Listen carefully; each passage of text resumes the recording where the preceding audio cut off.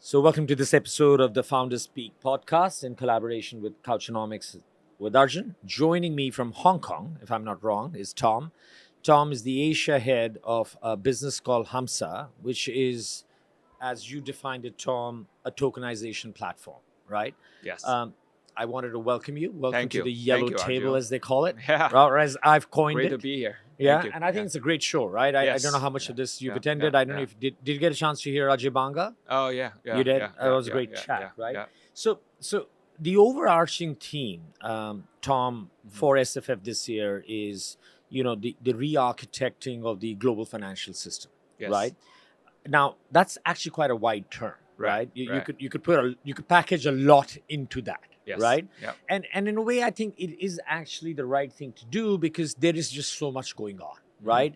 And whether it's AI, whether it's blockchain tokenization, whether it's climate change, whether it's embedded finance, the fact around financial inclusion, there's more topics than one can point a finger at, right? So let me sort of hear what's your perspective on. So I guess it's a two-level question. One is, how do you contextualize re-architecting? Right. And secondly, what are a few trends or catalysts or innovation platforms that you think are going to play a critical role over the sort of next 5 to 7 years? Let's not look at the next 20 because who knows what's going to happen in terms of that re-architecting to a slightly different future.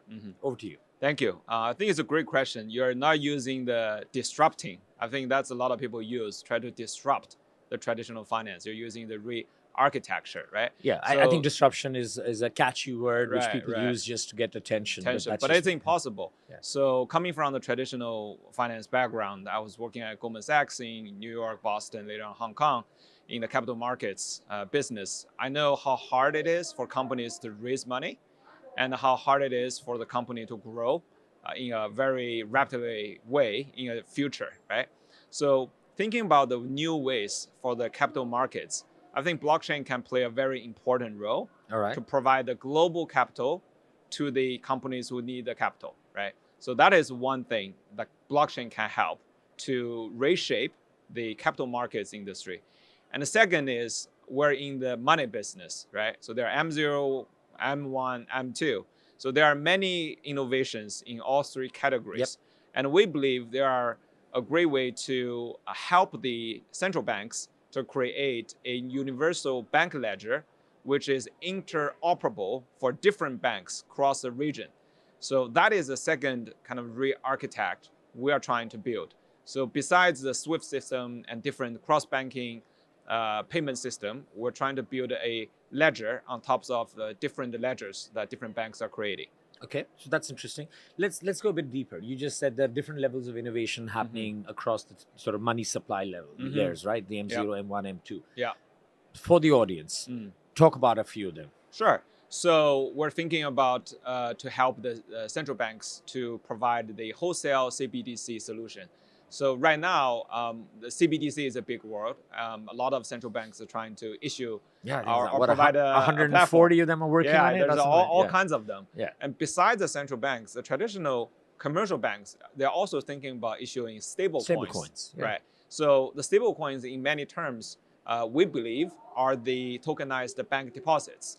Yeah, actually, it's a very good point, right? Bill Winters spoke earlier today, and I caught that part of the conversation, and he said CBDCs are just another form of stablecoin, right? Well, CBDC is a way to settle and clear the different type of stablecoin in our mind.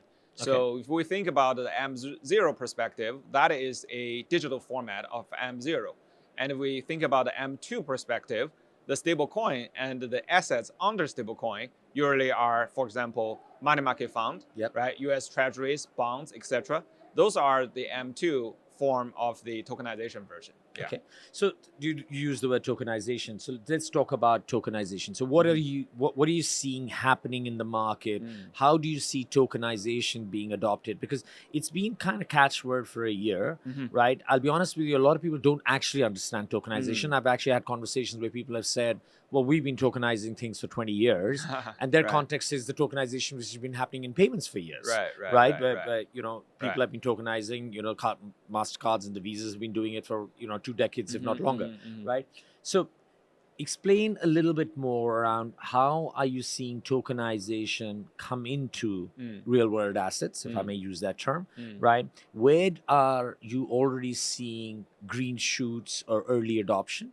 And where do you actually see the biggest opportunity in the next sort of 5 to 7 years? Right. I think there are a couple questions here. So first of all, define tokenization, right? Tokenization is a world after we introduce the blockchain technology. But before that, as you said, there are many forms of the securitization. So we can call it asset-backed securities, right? ABS. So we had that for many years, many decades, frankly, on Wall Street, people traded that. So tokenization is just another way to digitize the asset-backed securities. Okay. And the digitization process happens on blockchain. So blockchain will have tokens. So each token will represent, for example, a class of a fund or a units of a fund. So that's how we call it tokenization. And there are many ways to do tokenization. I actually developed a 2+4 framework to think about the tokenization. So 2 means 2 types of token. One is utility token. Another one is security token. All right. So utility token, for example, is a gas fee you pay on the blockchain to transact the tokens. And the utility token can also be the big data token, which you put a lot of information on chain. So that is called a utility token. The second token, which is security token, that fits into different security laws in different countries. So that we introduce the legal framework, which is part of the very important part of the 4. So the 4 are the core values and the core aspects of the tokenization. And the first one is the legal framework. For example, in Hong Kong, the SFC just published the STO, Security Token Offering Circular, 2 weeks ago. That gives a framework of different participants, how to token the assets, how to distribute it, and where to distribute to, and who they can distribute to. So those are the different legal framework. So legal is one of the most important thing. And the second of the 4 is the technology. So besides the blockchain, which is a chain, besides that, we will have the custodian, which is a technology, the security, which is a technology, the cloud, and AI. So those are many technologies around the tokenization business. And third one is the financial products. So obviously there's a financial infrastructure and a financial structure around it, whether it will be a SPV under a fund structure, or it will be a already tokenized a bond or a equity shares. So there are financial aspects of the tokenization. Last but not least is data. So as Citi and many other investment banks and consulting firms published out there, people estimate by Boston Consulting Group, by 2030, the tokenization industry will be reached to $16 trillion US dollars, right? So that's a big number. So once we have a $16 trillion US dollars assets on chain, that means massive data, right? Yeah. And where is majority of those 16 trillion going to come from? What form of assets are they? Right. So that is kind of forecasting the 10 years. Yeah. But from that report, I'm just referring to that report. Majority of that were coming from bond, fixed income. So treasuries, US dollar treasuries, for example. That is the biggest component of the current tokenized assets industry for many of the stablecoin issuers, right? They buy a lot of tokenized US bonds. And the second big category is real estate.